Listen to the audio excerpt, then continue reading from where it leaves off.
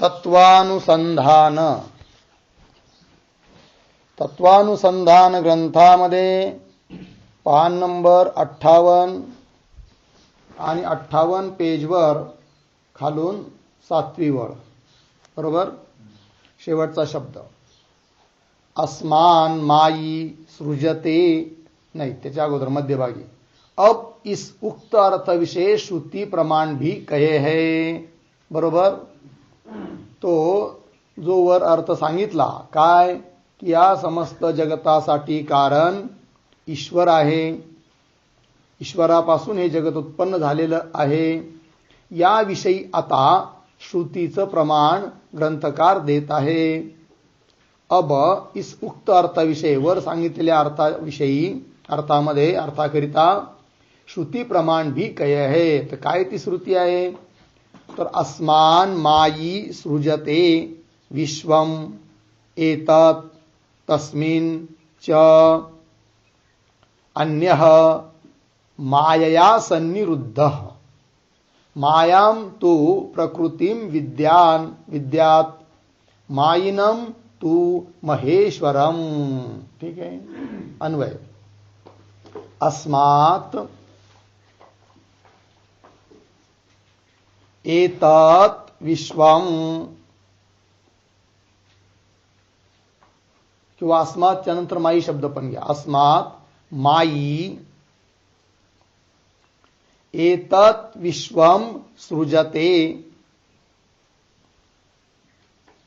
एतत् विश्वम सृजते तस्मिन् च अन्यः पुढे सरळ आहे मायया सन्निरुद्धः मायां तु प्रकृतिं विद्यात् मायिनं तु महेश्वरम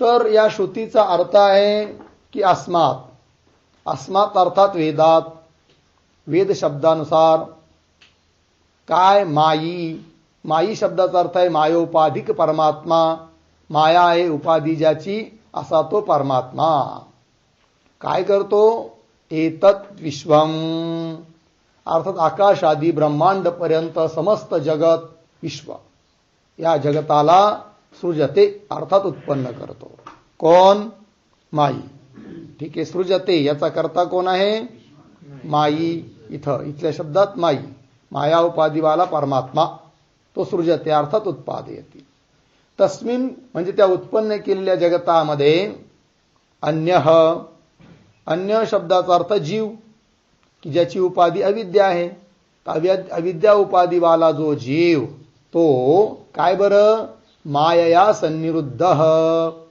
मायेच्या द्वारे माया या शब्दाचा अर्थ देहादिकामध्ये मी आणि माझी बुद्धी अभिमान हीच माया आणि या मायेमुळे म्हणजेच अज्ञानामुळे मायेमुळे सन्निरुद्ध अर्थात बद्ध आहे जीव बद्ध आहे आणि या जगतासाठी उपादान कारण कोण बरं सांगितलं आहे की मायां तू प्रकृती विद्यान प्रकृती शब्दाचा अर्थ होतो उपादान कारण तर माया ही जगताकरिता उपादान कारण आहे अर्थात परिणामी उपादान कारण आहे माया बरोबर आहे की नाही आणि कार्यरूप निमित्त कारण आहे कोण चैतन्य परंतु माया उपहित चैतन्य अर्थात ईश्वर मग तो कसा झाला अभिन्न निमित्त उपादान कारण लागला अर्थ तर काय दिलंय मायां तू प्रकृतीम विद्यात मायेला प्रकृती समजावं आणि मायिनम तू महेश्वरम माया उपाधियुक्त जो आहे परमात्मा तो काय आहे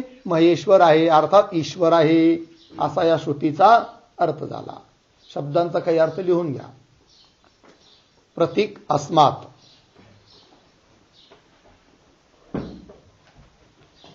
बराबर वेदात अस्मात् शब्दाचा अर्थ इथं वेदात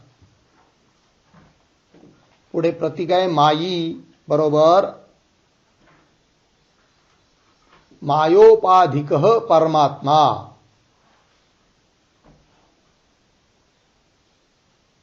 मायोपाधिक परमात्मा प्रतीक एतत् विश्वम बराबर आकाशादि ब्रह्मांडांतम जगत, आकाशादि ब्रह्मांडांतम जगत. पुढे प्रतीक सृजते बराबर उत्पादयति, उत्पादयति. पुढे प्रतीक आहे तस्मिन बराबर सृष्टे जगती,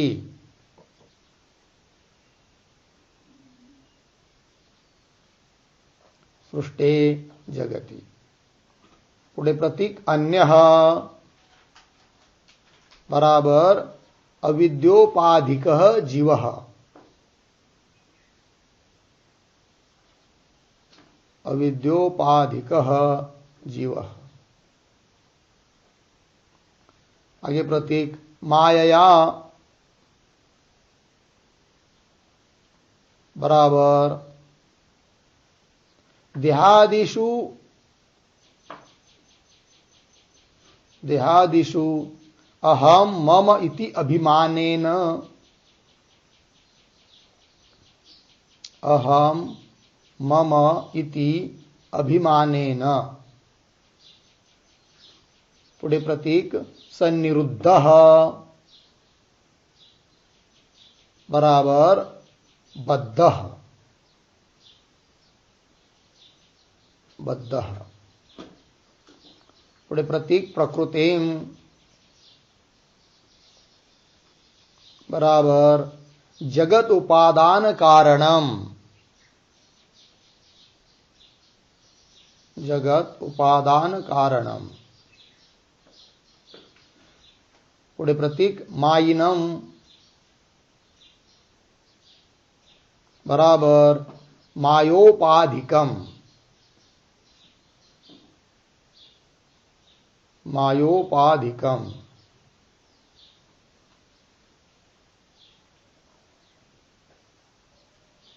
झालं. चला आता त्याच्यावर लक्ष झालं तुमच्या. अस्मात म्हणजे वेदात माई, मायोपाधिक परमात्मा, माया आहे उपाधी ज्याची, असा तो परमात्मा. एतत् विश्व अर्थात आकाशापासून ब्रह्मांड समस्त जगत उत्पादयती सृजते उत्पन्न करतो. त्या उत्पन्न केलेल्या जगतामध्ये तस्मिन सृष्टे जगती अन्य अर्थात अविद्या आहे उपाधी ज्याची असा जीव. मायया सन्निरुद्ध, मायया म्हणजे देहादिकामध्ये अहम मी आणि माझी बुद्धी रूप अभिमान हीच आहे माया. त्यामुळे तो जीव सन्निरुद्ध अर्थात बद्ध आहे. ठीक. आणि प्रकृतीचा अर्थ केला जगतासाठी उपादान कारण. पुढे मायीन शब्दाचा अर्थ केला मायीन मतलब मायोपाधिकम. झालं. चला आता पुढे अर्थयः या श्रुतीचा अर्थ स्वतः ग्रंथकार पण देत आहे. तर माया उपाधिक परमात्मा, माया आहे उपाधी ज्याची असा परमात्मा सृष्टी के आदि काल विषय है की नाही काय करतो, आकाश आदी ब्रह्मांडांत जगत को है की नाही सृष्टी उत्पन्न करत असता करायची तेव्हा आकाशापासून ब्रह्मांडापर्यंत समस्त जगताला उत्पन्न करतो. पण कसं, वेद के शब्दो ते अस्मात शब्दाला आहे की नाही, हा वेद के शब्दो ते उत्पन्न करता भया, वेदाच्या शब्दानुसार या जगताला तो काय करतो, उत्पन्न करतो. कारण वेद अनादी आहे. मागच्या सर्गात जसे होते तसेच या सर्गामध्ये पण आहे. मधल्या काळात प्रलय काळात कुठे जातात तर ईश्वर आपल्या ठिकाणी सांभाळून ठेवतो आणि या पुन्हा नवीन उत्पन्न केलेल्या जगतामध्ये फक्त अभिव्यक्त करतो, नवीन उत्पन्न करत नाही. जे तिरोधान झाले होते त्यांचं प्रगटीकरण करतो. म्हणून वेद कसे मानले आहेत, अनादी. ठीक आहे. वेद के शब्दो ते उत्पन्न करता भया. झालं. अर्थात सो परमात्मा, तो परमात्मा काय कसं करतो, वेदाच्या शब्दाने उत्पन्न करतो. म्हणजे नेमकं कसं उत्पन्न करतो त्याचंही स्पष्टीकरण करत आहेत. अर्थात सो परमात्मा म्हणजे तो परमात्मा भू भू इस प्रकार के वेद को उच्चारण करिके, समजा वेदात शब्द आलाय भू तर भू अशा शब्दाचं उच्चारण करतो आणि त्यानुसारच त्याच्या संकल्प मात्राने ही समस्त भूमी उत्पन्न होते, जगत आहे की नाही. आकाश म्हटलं आकाश उत्पन्न होतं अशा रीतीने. भू इस प्रकार के वेद शब्द को उच्चारण करिके पृथ्वी को उत्पन्न करता भया. भू शब्दाचा अर्थ होतो पृथ्वी. मग भू वेदात शब्द आलेला आहे.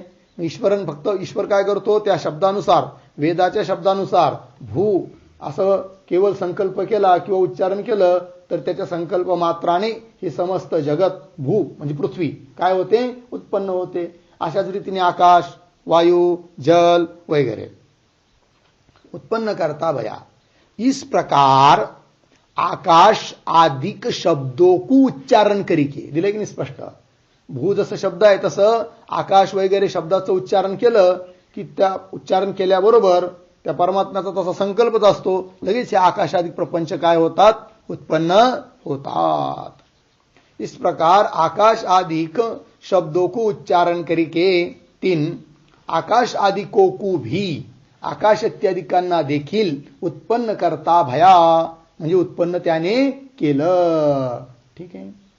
यह वार्ता म्हणजे ही गोष्ट तुम्हाला कोणी सांगितली तर सांगतात श्रुतीचं प्रमाण देऊन. स्मृती ग्रंथामध्ये पण म्हटलेलं आहे, श्रुती तर वर दिलीच.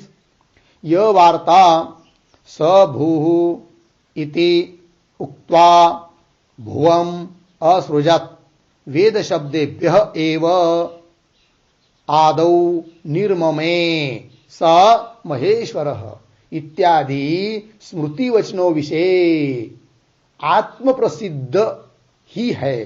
सापडलं का? शेवटचा शब्द काय आहे 58 पेजवरचा. आत्मप्रसिद्ध आहे की नाही, तिथं आत्मशब्द कट करायचा आणि तिथं टाकायचं अतिप्रसिद्ध ही है. अति शब्द टाकायचा, चुकीने छापला गेलाय आत्मा. म्हणजे ही गोष्ट स्मृती ग्रंथामध्ये देखील अतिशय प्रसिद्ध आहे असं सांगत आहे. तर काय सांगितलंय स्मृतीमध्ये? स म्हणजे तो परमात्मा.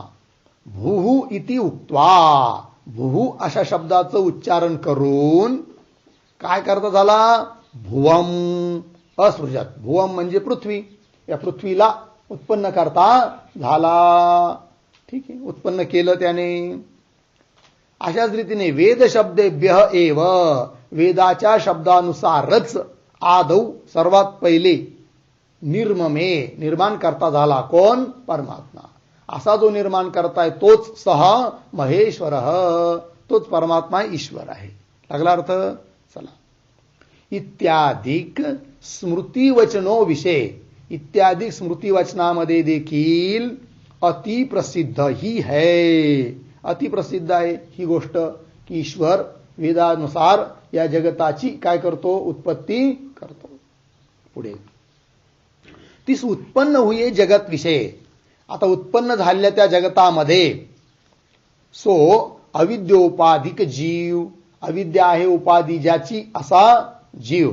काय बरं? पूर्वोक्त माया करिके, मागे सांगितलेली जी माया त्या मायेच्या द्वारे देहादिको विषय, देहादिकामध्ये अहम मम अभिमान करिके देहामध्ये काय करतो, मी माझी बुद्धी करतो. देह मी नसून त्याला मी समजतो, देह माझा नसून त्याला माझा समजतो, अशी बुद्धी करतो. कोण? जीव. का बरं? मायेच्या द्वारे. चला. तीस उत्पन्न हुए जगत विषय सापडले केवळ पहिल्यापासून 59 पेजवर. तीस उत्पन्न हुए जगत विषय सो अविद्या उपाधिक जीव, अविद्या उपाधिवाला जीव. वर आलतं ना आसमान माई सृजते विश्वम एतत् तस्मिंश्च. तस्मिन मतलब या उत्पन्न केलेल्या जगतामध्ये. अन्य, अन्य म्हणजे जीव.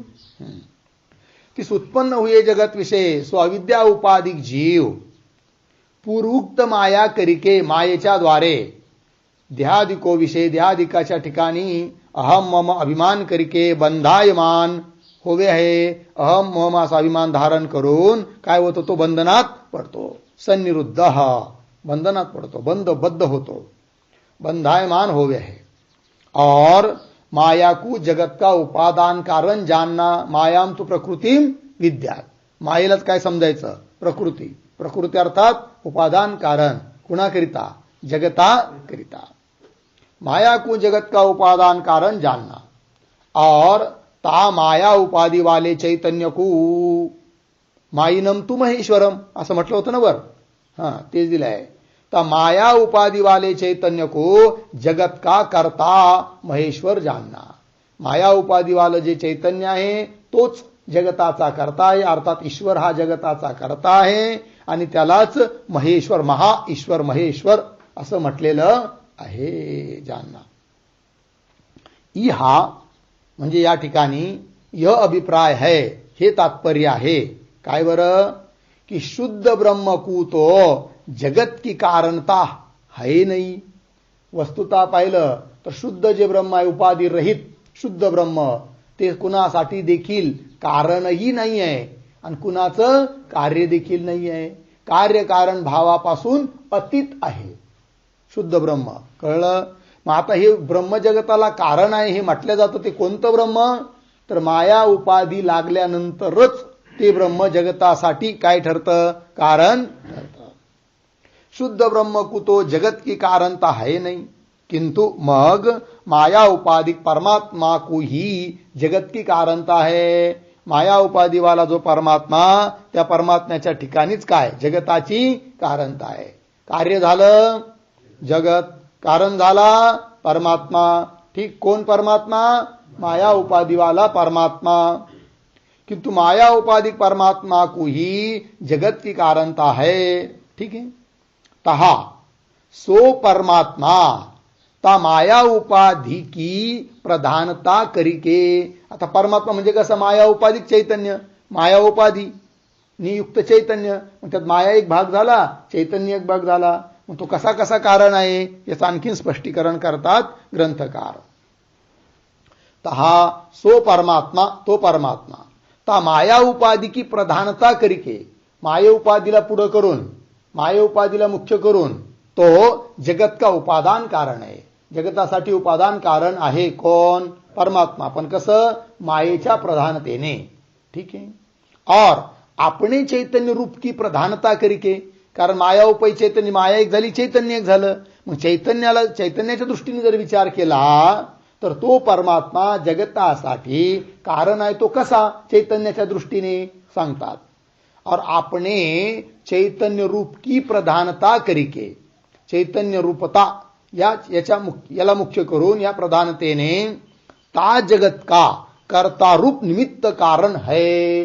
कर्तारूप निमित्त कारण आहे.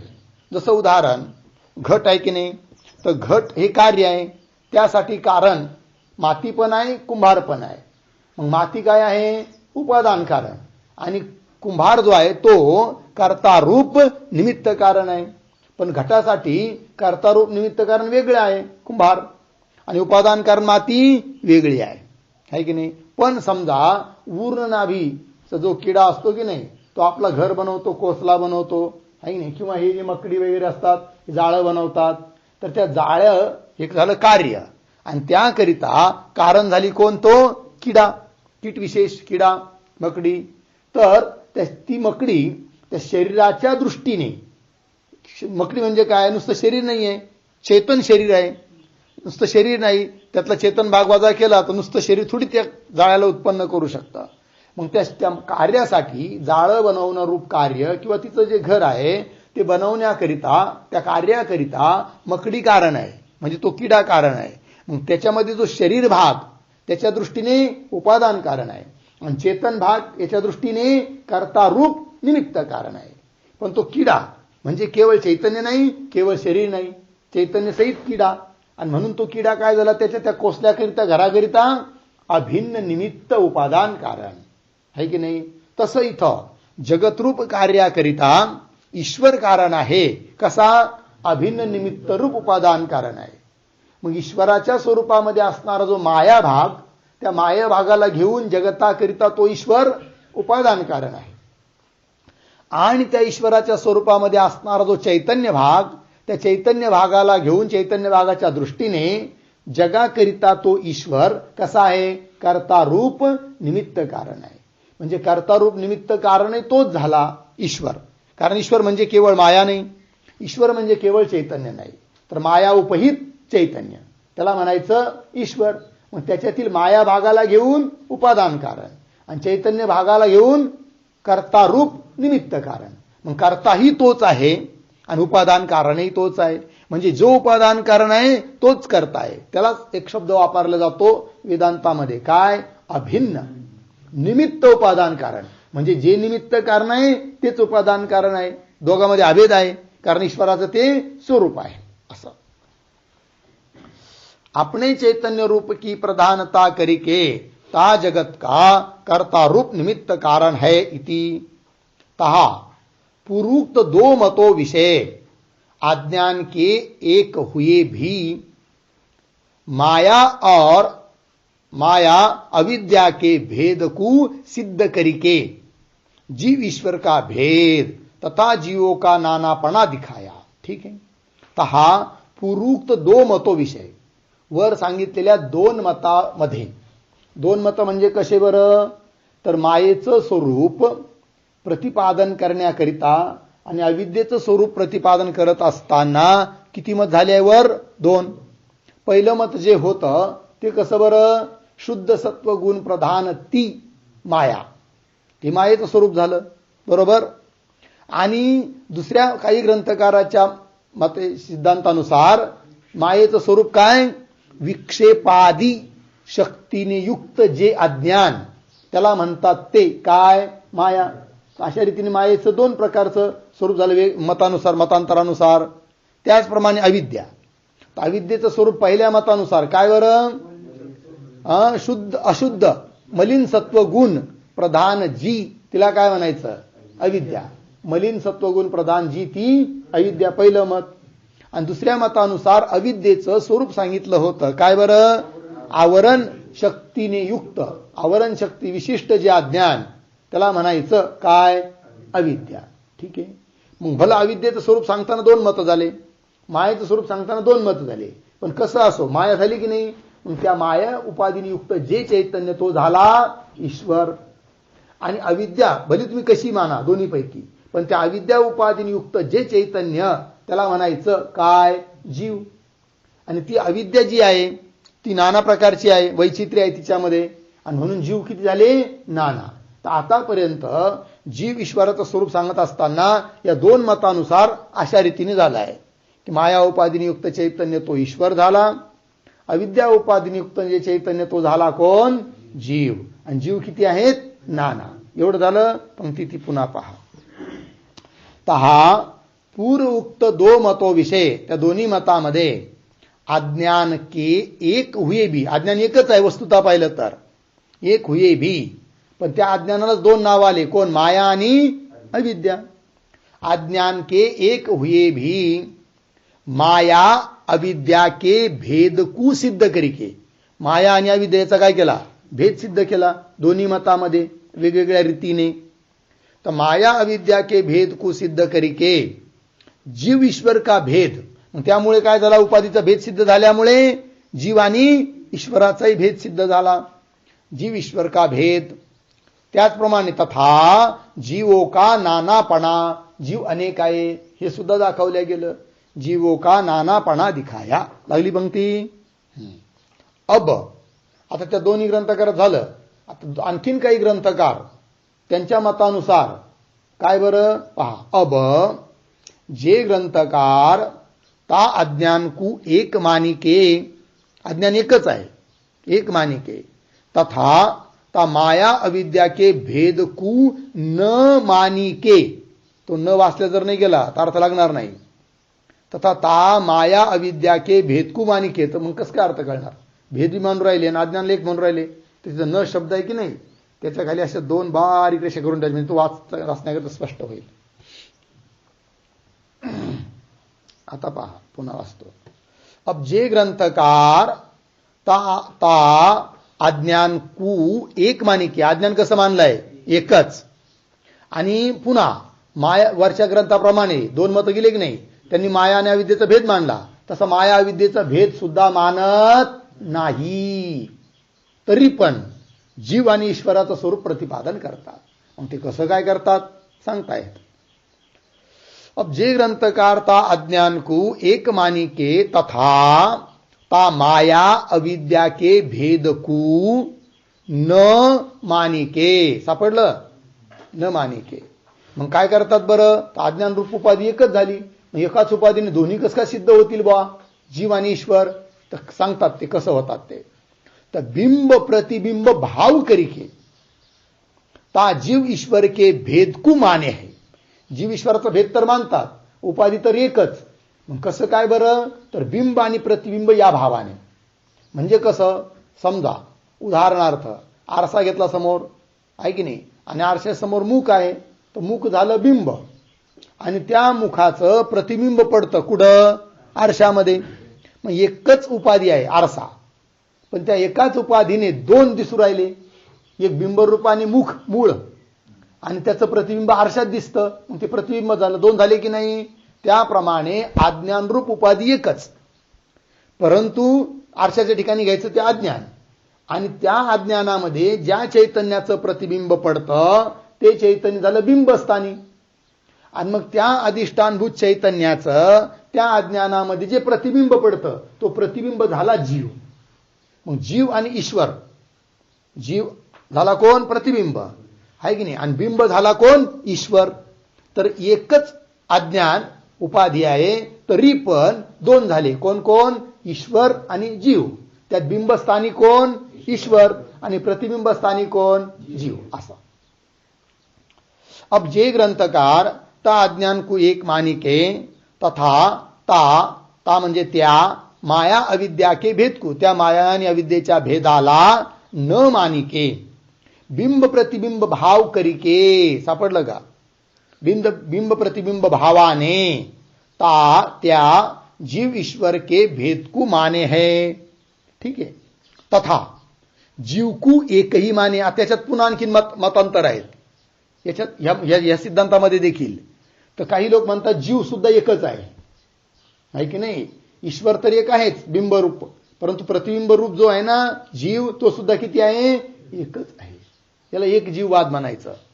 पुन्हा याच मतामध्ये म्हणजे एकच अज्ञान उपाधी मानणारे आहे की नाही काही ग्रंथकार, ते म्हणतात नाही नाही, ईश्वर बिंबस्थानी ईश्वर तो एक आहे, पण जीव मात्र अनेक आहे. मग म्हणे का हो, अज्ञान रूप उपाधी तर एकच आहे की नाही, आणि त्या एकाच उपाधीने तुम्ही ईश्वर बी सिद्ध करू राहिले, जीव बी सिद्ध करू राहिले, पण जीवामध्ये अनेकत्व कसं काय? असा प्रश्न येईल की नाही त्यांच्या मतावर. तर ते त्याचं उत्तर देतात की असं मानून सुद्धा ते जीव कसे अनेक मानतात. कळलं की नाही? पण अगोदर आता हे एक पहिलं मत कोणतं? की उपाधी एकच, कोण? अज्ञान, आणि त्या अज्ञानामध्ये पडलेलं चैतन्याचं प्रतिबिंब तो झाला जीव, तो एकच आहे की नाही, आणि बिंबस्थानी जो आहे चैतन्य तो झाला ईश्वर. आता ह्या मतात पुन्हा एक अडचण येते. मग एक जीव मानणाऱ्याच्या मतामध्ये काय बरं अडचण येते? हे बाकीचे जीव एवढे दिसतात, हे कसं काय? तर त्याचं ते उत्तर देतात काय, की ज्याप्रमाणे आपल्याला स्वप्न पडतं, तर स्वप्नामध्ये अनेक जीव दिसतात की नाही, पशु पक्षी मनुष्य आदी, पण खऱ्या अर्थाने ते आहेत का? ते फक्त भास मात्र आहे. द्रष्टारूप फक्त चेतन जीव एकच आहे. त्याप्रमाणे एकच जीव आहे, बाकी सारे काय आहेत? आभास मात्र आहे. अशा रीतीने ते काय करतात? संगती लावतात. पुन्हा दुसरी एक अडचण येते यांच्या मतामध्ये, म्हणजे मग बंधमोक्षाची व्यवस्था कसं काय करणार? की अमुक बंद आहे, अमुक बद्ध आहे, अमुक मुक्त झाला, हे तर त्याची संगती ते लावतात. कळलं की नाही? असे मतांतर आहेत. ठीक आहे. चला. बिंब प्रतिबिंब भाव करिके ता जीव ईश्वर के भेद को माने हैं. लागलं? तथा जीव को एक ही माने है. जीवाला किती मानतात? एक. तीनों के मत का निरूपण करे. आता अगोदर ह्या मताचं निरूपण करतो म्हणे आम्ही. ग्रंथकार म्हणतात की जे लोक अज्ञानरूप उपाधी एकच मानून जीवही एक आणि ईश्वरही एक असं म्हणतात, या मताचं निरूपण करतात. तीनों के मत का निरूपण करे है. जैसे एकही देवदत्त नामा पुरुष. उदाहरण देऊन सांगतात अगोदर की एक मनुष्य आहे कोणी, आणि त्याचं नाव काय आहे? देवदत्त आहे. बरोबर आहे की नाही? एकच आहे ना तो. एकही देवदत्त नामा, देवदत्त आहे नाव ज्याचं, असा पुरुष पाठ क्रियारूप निमित्त के भेद करिके पाचक पाठक इन दोनों नामों करिके कया जावे है. देवदत्त एकच, माणूस एकच आहे, पण तो जेव्हा पाक करतो, पाकरूप क्रिया म्हणजे स्वयंपाकाची क्रिया करतो, स्वयंपाक बनवतो, तेव्हा त्याला काय म्हणणार लोक? पाचक. आणि तोच जेव्हा अध्ययन करतो, है की नाही, पाठ करतो, तेव्हा त्याला काय म्हणणार? पाठक. एकच आहे देवदत्त, पण त्याला वेगवेगळे नावं आले त्याच्या क्रियेवरून. ठीक आहे की नाही?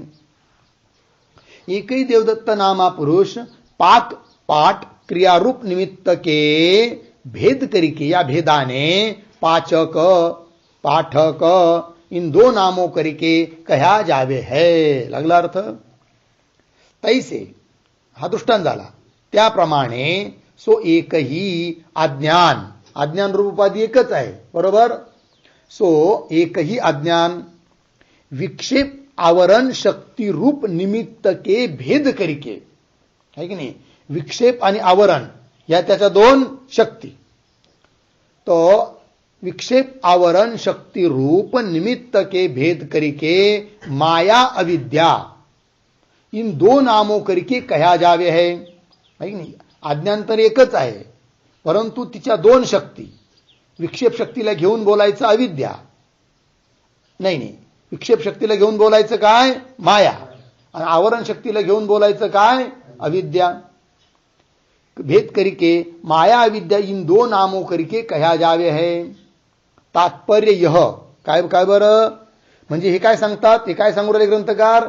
म्हणे का तुम्ही अज्ञान एकच मानलं उपाधी, आणि पुन्हा ही काय आवरण शक्ती विक्षेप शक्ती याला घेऊन माया अविद्या असं विवेचन करायला लागले, ही काय भानगड आहे? तर म्हणे तात्पर्य आमचं हे आहे की जे ग्रंथकार माया अविद्या असा भेद करतात ते का करतात त्याचं उत्तर आम्ही देत आहोत.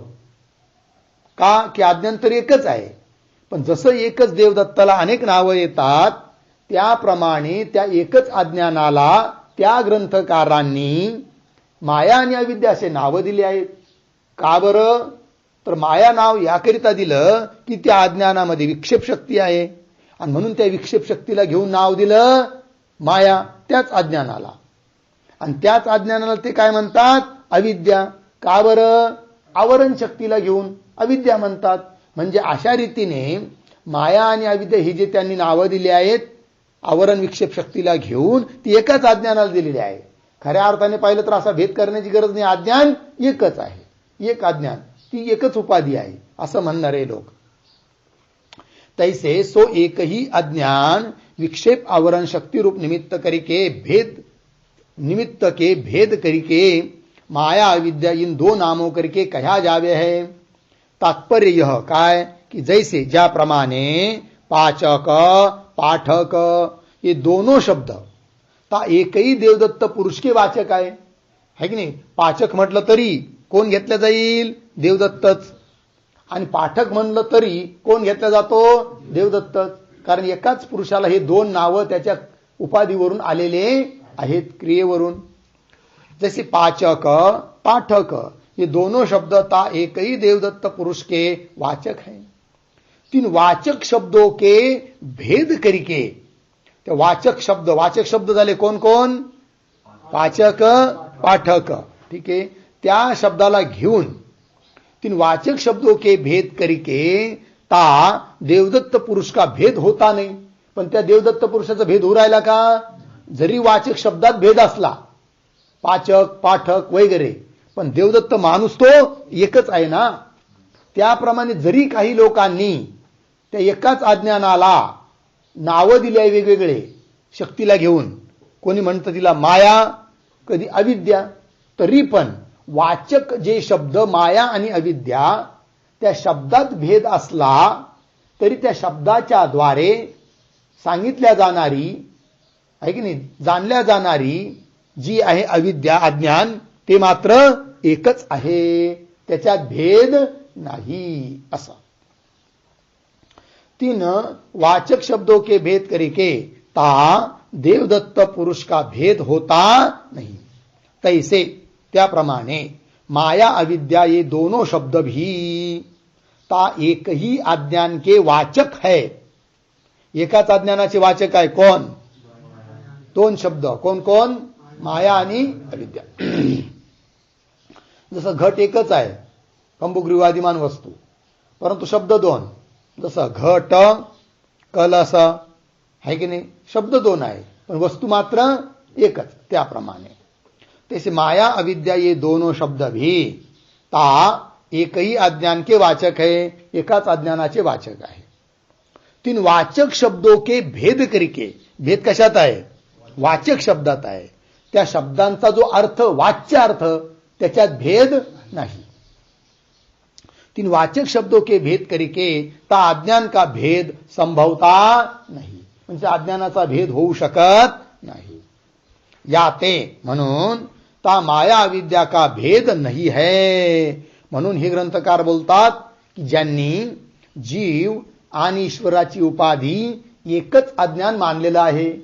हे ग्रंथकार सांगतायत की जरी काही ग्रंथकारांनी माया अविद्येचा भेद केलेला असला तरी आम्ही म्हणतो की वाचक शब्दातच भेद आहे, त्याचा अर्थ जो अज्ञान त्याच्यात मात्र भेद नाही. लागला अर्थ? याते म्हणून ता माया अविद्या का भेद नहीं है. ठीक है जी. ऐसे एक अज्ञान रूप अविद्या विषय, एक अज्ञान रूप जी अविद्या आहे, मग तिला भलं तुम्ही अज्ञान म्हणा किंवा तिला अविद्या म्हणा किंवा तिला माया म्हणा किंवा तिला प्रकृती म्हणा, ठीक आहे ना, किंवा तिला प्रधान म्हणा, पण वस्तू मात्र ती एकच आहे. नाव भले अनेकानेक जरी तुम्हाला दिसत असले वाचक शब्द, पण वस्तू मात्र एकच आहे. एक उपाधी मानणाऱ्यांचे मत आहे, चालू आहे. ऐसे एक अज्ञान रूप अविद्या विषय, एक अज्ञान रूप त्या अविद्येमध्ये जो चैतन्य का प्रतिबिंब है, जे चैतन्याचं प्रतिबिंब आहे, सो तो जीव कहा जावे है. त्या प्रतिबिंबाला आम्ही काय म्हणणार? जीव. कशात पडलेलं प्रतिबिंब? अज्ञान आहे की नाही? तर अज्ञान रूप उपाधी एकच आहे.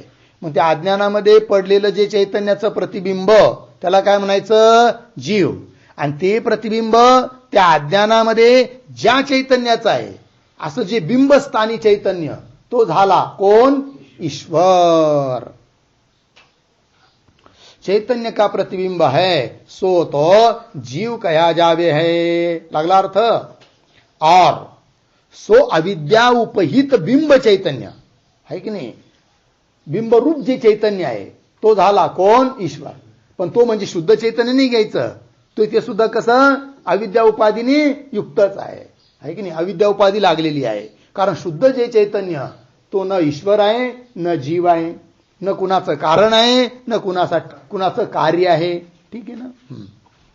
और सो अविद्या उपहित बिंब चैतन्य ईश्वर कया जावे है. लागला अर्थ? इस प्रकार ता माया अविद्या के भेद को नहीं अंगीकार करके, सापडली पंक्ती. इस प्रकार अशा रीतीने ता माया अविद्या के भेद को, जसं काही ग्रंथकारांनी माया आणि अविद्या रूपाने भिन्न भिन्न मांडलेला आहे, पण तशा प्रकारचा भेदाचा अंगीकार केला नाही तरी सुद्धा जीव आणि ईश्वर यांचं प्रतिपादन करता येतं. ठीक आहे? इस प्रकार ता माया अविद्या के भेद को नहीं अंगीकार करके, ठीक आहे ना, नहीं अंगीकार करके भी म्हणजे दोघाच्या भेदाचा अंगीकार न करता देखील बिंब प्रतिबिंब भाव करके, है की नाही? बिंब प्रतिबिंब भावाने, भावारूपाने सो जीव ईश्वर का भेद संभव्य है. तो जीव आणि ईश्वराचा भेद संभवतो. झालं? एक मत झालं. म्हणे का हो ह्या असं तुम्ही प्रतिपादन करत आहात, याला आधार काय बरं? सांगतात यह वार्ता श्री व्यास भगवान ने भी कही है की नाही? ही गोष्ट व्यास महाराजांनी सुद्धा सांगितलेली आहे. म्हणे कुठं सांगितली जरा सांगा की हो. सांगतो म्हणे. तर हा सूत्र व्यास महाराजांचं सूत्र ब्रह्मसूत्र, आभास एव च हे ब्रह्मसूत्र आहे. अर्थय त्याचा अर्थ जैसे जलादिक उपाधियों विषय सूर्य चंद्रादिकों का प्रतिबिंब होवे है, तैसे यह जीव भी चैतन्य का प्रतिबिंब रूप ही है इति. हा अर्थ झाला की जैसे आभासच आहे की जैसे ज्याप्रमाणे जलादिक उपाधी विषय, जल म्हणजे पाणी, पाणी भरून ठेवलं आहे उघड्यावर, स्वच्छ आहे पाणी, एका पात्रात ठेवलं, पाणी स्थिर झालं आहे, तर त्या पाण्यामध्ये ज्याप्रमाणे सूर्याचं किंवा चंद्राचं काय पडतं, प्रतिबिंब पडतं, त्याप्रमाणे हा दृष्टांत झाला. जैसे जलादिक उपाधियों विषय सूर्य चंद्रादिकों का प्रतिबिंब होवे है, तैसे त्याप्रमाणे यह जीव भी चैतन्य का प्रतिबिंब रूप ही है. हा जीव सुद्धा काय आहे, चैतन्याचं प्रतिबिंब स्वरूपच आहे. झालं तर एक मत झालं. उपाधी कोण, एकच, कोण, अज्ञान. एकाच अज्ञान उपाधीने जीव भाव भी होतो, ईश्वर भाव भी होतो. ठीक आहे. चला आता याच्या मतावर शंका जैसे सूर्यादिकों के प्रतिबिंब का जलादिक उपाधी होवे है की नाही. सूर्यादिकाचा प्रतिबिंबाची उपाधी कोण आहे, सूर्याचं प्रतिबिंब ज्याच्यात पडतं अशी उपाधी कोण आहे, जल. सूर्यादिकों के प्रतिबिंब का जलादिक उपाधी होवे है, तैसे त्याप्रमाणे इस जीवरूप प्रतिबिंब का, प्रतिबिंब कोण झाला, जीव. ठीक आहे की नाही. तैसे इस जीवरूप प्रतिबिंब का तथा बिंबभूत ईश्वर का. तर बिंबभूत कोण आहे, ईश्वर. प्रतिबिंब रूप कोण आहे, जीव. दोघांसाठी सुद्धा कौन उपाधी है, ऐसी शंका के प्राप्त हुए. अशी जर कोणी शंका करील तर, म्हणजे एकाच चैतन्याच्या ठिकाणी जीवभाव आणि ईश्वर भाव प्राप्त होण्याकरिता कोण उपाधी आहे, असा जर कोणी प्रश्न करील तर त्याचं उत्तर देतात. ऐसी शंका के प्राप्त हुए, अशी शंका उपस्थित झाली असता. उत्तर अब मतभेद से ता जीव ईश्वर के उपाधि का वर्णन करे है की नाही. आता मतभेदाने काय सांगतात, उपाधीचं वर्णन करायचं आहे. कुणाची उपाधी, जीव भाव आणि ईश्वर भाव येण्याकरिता जी एकच उपाधी मानली गेली आहे अज्ञान, तिचं मतभेदाने काय करायचं, निरूपण, वर्णन. अब मतभेद से ता जीव ईश्वर के उपाधि का वर्णन करे है. तहा कई एक ग्रंथकार तो, पुष्कळ असे ग्रंथकार तर काय म्हणतात, अंतकरण को ही ता जीव का उपाधी माने है की नाही. काय म्हणतात ते, जीवाची उपाधी कोण मानायची, अंतकरण. म्हणजे बरं कसं काय बरं, तर अंतकरण ही झाली उपाधी एकच, आणि त्या अंतकरणामध्ये प्रतिबिंब तो झाला जीव, आणि बिंबस्थानी ईश्वर. म्हणजे जीव भाव आणि ईश्वर भाव यांच्याकरिता एकच उपाधी, पण कोण, अंतकरण. असं काही ग्रंथकाराचं म्हणणं. काही ग्रंथकाराचं म्हणणं असं येणार की जीव आणि ईश्वर आहे की नाही, या दोघांची उपाधी एकच, पण ती उपाधी एक कोण, अज्ञान. ठीक आहे ना. अशी वेगवेगळे मतमतांतर. तर एक मत झालं आता कोणतं, अंतकरण. पंक्ती पहा. ता कई एक ग्रंथकार तो अंतकरण को ही ता जीव का अंतकरण को ही ता जीव का उपाधी माने आहे. अंतकरणालाच त्या जीवाची काय म्हणतात, उपाधी. काय ते, का बरं, त्याला कारणही देतात ते. काय ते, अंतकरण विशिष्ट चैतन्य विषय ही, अंतकरण विशिष्ट जे चैतन्य त्याच्या ठिकाणीच काय बरं, अहम करता अहम भोगता या प्रकारते, मी करता आहे मी भोगता आहे या प्रकाराने कर्तृत्व भोक्तृत्वाधिक संसार का अनुभव होवे है. मी करताय मी भोगताय अशा रूपाने संसाराचा अनुभव कुठे येतो, अंतकरणाच्या ठिकाणीच येतो. आणि म्हणून जीवाची उपाधी अज्ञान वगैरे अशी दुसरी न मानता कोण मानली पाहिजे, अंतकरणच मानलं पाहिजे, असं या काही ग्रंथकारांचं म्हणणं आहे. अहम करता अहम भोक्ता या प्रकारते कर्तृत्व भोक्तृत्व अधिक संसार का अनुभव होवे है. ठीक. और त्याला श्रुती प्रमाण देतात ते आहे की नाही. प्रत्येक ग्रंथकार जेव्हा आपलं मत मांडतो ना, तेव्हा केवळ युक्ती देत नसतो, तर त्याकरिता काय देत असतो, तो प्रमाण देत असतो. आणि सारे वेदांताचेच मत आहेत आहे की नाही.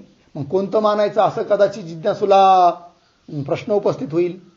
तर त्याच्यातही उत्तर दिलं आहे काय, की आम्हाला उपाधी सांगण्यात तात्पर्य नाही, जीव आणि ईश्वर भेदाचं वर्णन करण्यात तात्पर्य नाही, जगताचं स्वरूप सांगण्यातही तात्पर्य नाही. मग तात्पर्य कशात आहे, की प्रत्येक प्राण्याला, जीवाला, मनुष्याला अखंड एक रस शुद्ध चैतन्याचा निरूपाने साक्षात्कार व्हावा, बोध व्हावा, ब्रह्मज्ञान व्हावं, याच्यात तात्पर्य आहे. मग तो बोध होण्याकरिता ज्या मुमुक्षुला जी प्रक्रिया आवडेल किंवा जी प्रक्रिया सर्वात अगोदर बुद्धीमध्ये आरूढ होईल त्याच्याकरिता तीच प्रक्रिया चांगली आहे. म्हणून वेदांताचे अनेक ग्रंथ आहे, अनेक ग्रंथकारांनी अनेक अनेक प्रक्रिया मांडलेल्या आहेत. मग अमुकच प्रक्रिया चांगली अमुकच वाईट असं म्हणण्याचा आग्रह नाही आहे. कळला अर्थ? येन केन प्रकारे मुमुक्षुला ब्रह्मबोध व्हावा यात तात्पर्य आहे. जगताविषयी मिथ्यात्वाचा निश्चय आणि स्वस्वरूपाविषयी ब्रह्मत्वाचा निश्चय आहे की नाही. ब्रह्म सत्यम जगत मिथ्या आणि जीव आणि ब्रह्म यात अजिबात भेद नाही. मीच ब्रह्म आहे अशा रूपाने सर्वांना बोध व्हावा यात तात्पर्य आहे. चला मग तर प्रमाण देतात. और कार्योपाधी अयम जीव, कार्य आहे उपाधी ज्याची असा जो त्याला म्हणावं जीव असं प्रमाण देतात. आता कार्य उपाधी तर कार्य कोण? अज्ञान हे कार्य आहे का? नाही. मग कार्य कोण आहे? अंतकरण. आणि म्हणून जीवाची उपाधी कोण मानली पाहिजे? अंतकरण. कारण म्हटलं इथं श्रुतीने काय? कार्य उपाधी अयम जीव आहे की नाही. जीव कसा आहे? कार्य उपाधी वाला आहे. श्रुती सांगते कार्य उपाधी अयम जीव य श्रुती भी ता अंतकरण रूप कार्य कुही जीव का उपाधीपणा काय आहे. जीवाचा उपाधीपणा कुणामध्ये? अंतकरण रूप कार्यामध्ये.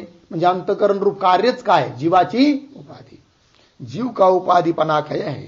या ते ता प्रतिबिंब रूप जीव का लागलं. म्हणून त्या प्रतिबिंब रूप जीवाचा स्व अंतकरण ही उपाधी है. म्हणून त्या प्रतिबिंब रूप जीवाची उपाधी कोण? अंतकरणच आहे. एक मत झालं. स्व अंतकरण ही उपाधी आहे. मग म्हणे का हो तुमच्या मतात जीव एक का नाना? सांगतात अंतकरण नाना आहेत त्यामुळे जीव नाना. ठीक, ते अंतकरण नाना आहे. नाना म्हणजे अनेक आहे. तथा परिच्छिन्न आहे. अंतकरणे नाना असून परिच्छिन्न आहेत. याते म्हणून तीन अंतकरणो विषय त्या सर्व अंतकरणामध्ये प्रतिबिंब रूप ते जीव भी नाना है. प्रतिबिंब रूप जीव सुद्धा किती झाले? नाना झाले, अनेक झाले. ठीक आहे जी. तीन अंतकरणो विषय प्रतिबिंब रूप ते जीव भी नाना है तथा परिच्छिन्न आहे. कारण त्यांची उपाधी अंतकरणे काय झालाय? परिच्छिन्न. म्हणून जीव कसे झाले? नाना. तीन अंतकरणो विषय प्रतिबिंब रूप ते जीव भी नाना है तथा परिच्छिन्न आहे. जीव सुद्धा परिच्छिन्न झाले उपाधीमुळे. इथे हे एक मत झालं की ज्यांनी जीवाची उपाधी कोण मांडली? अंतकरण. और कई एक ग्रंथकार तो ऐसे काही आहे. आता दुसरे आणखीन काही ग्रंथकार काय म्हणतात की स्वअंतकरण अज्ञान का कार्य होणे ते अस्वतंत्र आहे की नाही. ते अंतकरण कसं आहे? अज्ञानाचं कार्य आहे आणि जे कार्य असतं ते स्वतंत्र नसतं आणि म्हणून कार्यरूप अंतकरण कसं झालं? अस्वतंत्र. स्वअंतकरण अज्ञान का कार्य होणे ते अस्वतंत्र आहे. अस्वतंत्र आहे कोण? अंतकरण. का बरं? कार्य आहे म्हणून. कुणाचं? अज्ञानाचं. स्वअंतकरण अज्ञान का कार्य होणे ते अस्वतंत्र आहे. याते म्हणून ता अंतकरण विषय बिंबत्व प्रतिबिंबत्व रूपते जीव परमात्मा का भेदकपणा संभवता नहीं. म्हणून अस्वतंत्र आहे ते अंतकरण आणि म्हणून त्या अंतकरणामध्ये बिंबत्व रूपाने ईश्वर आणि प्रतिबिंब रूपाने जीव अशा प्रकारचा भेद मानणे योग्य नाही असं काही ग्रंथकार म्हणतात. तर अंतकरण विषय बिंबत्व प्रतिबिंबत्व रूपते बिंबत्व प्रतिबिंबत्व रूपाने जीव परमात्मा का भेदकपणा जीव वेगळा आहे परमात्मा वेगळा असा भेदपणा संभवता नाही. याते म्हणून स्वअंतकरण जीव का उपाधी नाही आहे. दुसरे काही ग्रंथकार काय सांगू राहिले या ग्रंथकारांना की ज्यांनी जीवाचं उपाधी कोण मानलं होतं? अंतकरण. हे म्हणतात अंतकरण जीवाची उपाधी होऊ शकत नाही, संभवता नाही. याते स्वअंतकरण जीव का उपाधी नाही आहे. किंतु मग म्हणे ठीक आहे तुम्ही सांगा जीवांची उपाधी कोण आहे मग? तर सांगतात किंतु स्वतंत्र होणे ते सो अज्ञान ही ता जीव का उपाधी है की नाही. म्हणून जीवाची उपाधी कोण? अज्ञान मानायचं, अंतकरण नाही. काही की नाही? का बरं अंतकरण उपाधी नाही मानायचं? अंतकरण अस्वतंत्र आहे. दुसरा प्रश्न, अंतकरण अस्वतंत्र का आहे? कार्य आहे म्हणून. कुणाचं कार्य आहे अंतकरण? अज्ञानाचं आहे. म्हणून अंतकरण उपाधी मानणं योग्य नाही. मग म्हणे कोण उपाधी मानायची? मग अज्ञान. आणि अज्ञान हे स्वतंत्र आहे. अज्ञान स्वतंत्र का बरं? ते कुणाचंही कार्य नाही. ठीक आहे, चला. किंतु स्वतंत्र होने ते स्व अज्ञान ही ता जीव का उपाधि है. सो जीव का उपाधि रूप अज्ञान भी एक नहीं है. आता त्याच्यात मतांतर पुन्हा. काही लोक म्हणतात ते अज्ञान एकच आहे की नाही, आणि ते एकच अज्ञान जीव आणि ईश्वराचं काय बनतं? उपाधी. पण काही ग्रंथकार त्या अज्ञानाला उपाधीच मानतात, जीव ईश्वराची, पण त्या अज्ञान एक मानित नाही. किती मानतात? अनेक मानतात. असे मतांतर आहेत. सो जीव का उपाधि रूप अज्ञान भी एक नहीं है किंतु नाना ही है. लागलं की नाही? ता अज्ञान रूप उपाधि के नानापणे करिके, त्या अज्ञान रूप उपाधी नाना असल्यामुळे, अनेक असल्यामुळे, ता अज्ञान विषय प्रतिबिंब रूप जीव भी नाना ही है.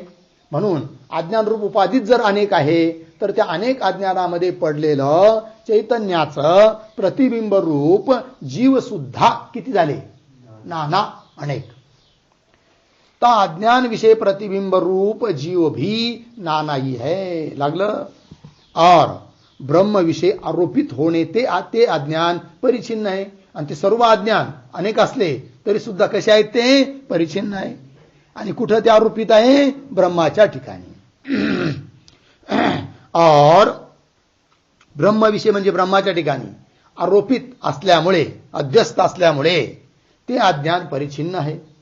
याते म्हणून तीन अज्ञानो विषय प्रतिबिंब रूप ते जीव भी परिचिन्न नाही आहे. कारण त्यांची उपाधी अज्ञानच जर परिचिन्न आहे तर त्या अज्ञान रूप उपाधीने युक्त जे अनेक जीव ते सुद्धा कसे झाले?